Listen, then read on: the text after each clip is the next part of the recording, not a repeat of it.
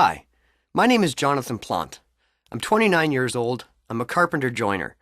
What I like most about my job is working at heights. The adrenaline rush, working on a 2x4 30 feet up in the air, free with no harness. It's a perk. I love it. Wearing a safety harness isn't really for me. In my mind, people fall on construction sites because they're afraid of heights.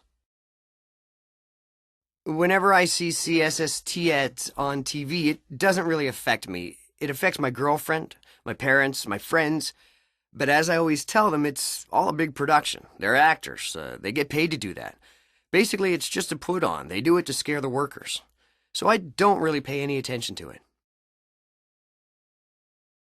On March 12th, 2007, I realized that workplace accidents don't just happen to others, to people who are afraid.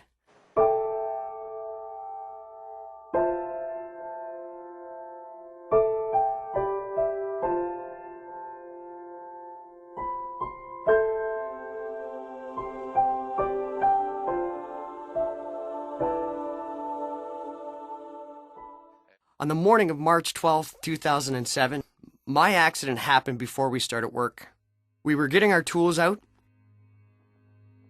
I went up a ramp, a 2x10 from the ground floor to the second floor with an extension cord in my left hand and a box of nails in my right. When I got to the top, instead of stepping onto the second floor, I stayed on the ramp over the staircase gap.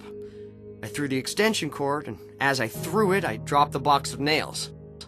As I tried to catch it, I fell from the second floor down to the basement, onto a 2x6 that had an inch or two of ice on it. I landed on my back. My spine was broken, I dislocated 2 vertebrae and fractured one. My spinal cord was completely severed. So because of that, I'm paraplegic today. I have to use a wheelchair. Throughout the ordeal, I never lost consciousness. I think that was the worst part of it because until I got to the hospital and they gave me morphine, the pain was unbelievable. I knew my life wasn't in danger, but I still had no idea how things would turn out. My girlfriend talked to a doctor in the ER. He gave her a CSST form.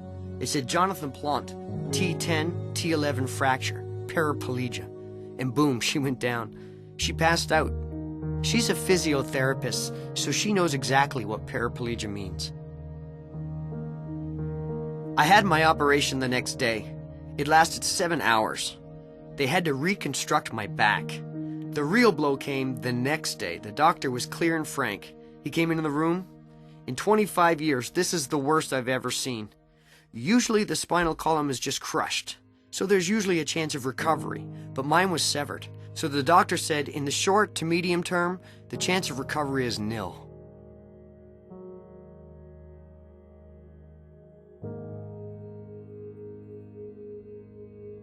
That's when my new life began, you could say, because I was actually in mourning twice. First, because I could no longer walk. Second, because I could no longer be a carpenter. I couldn't fathom it. I was working for my best childhood friend. I had found the perfect career. So I really had to mourn the loss of that as well.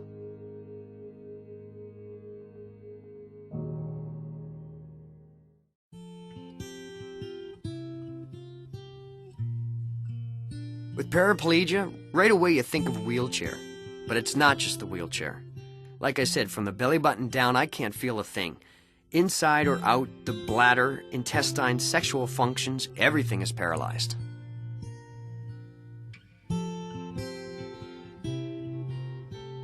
Now, all my friends think like paraplegics. Everywhere they go, they look and say, "Oh, okay, Joe can go there. No, he can't go there." So it's changed their lives too. It's been an adjustment. I've also had to learn to deal with people's stares. I can't count the number of looks I get in a day. You have to learn to live with it. That's another major impact, because it often makes some people uncomfortable. What bothers me the most is to see how this has changed the lives of the people around me. I'm a carpenter, but I can't even build my own house.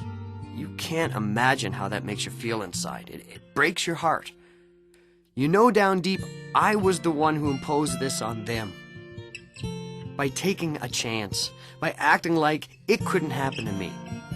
It wouldn't have been all that difficult to build a decent little ramp out of 2x4s. They're everywhere on a construction site.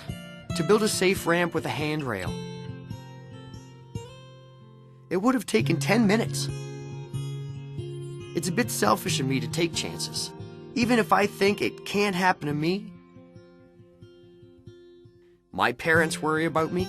My girlfriend worries about me. My brother, my sister, my friends. If you wouldn't do it for yourself, at least do it for the people who care about you. Every morning my girlfriend would say, "Be careful, strap yourself in." I'd say, yeah, harnesses are for sissies. I thought, what could possibly happen? I'm good with heights, I'm not afraid, I'm young, I'm fit, I'm strong, the same old song and dance. If I had built a decent little handrail, I would have dropped the box of nails, gone down to get it, and then gone back up. But I wouldn't have ended up like this.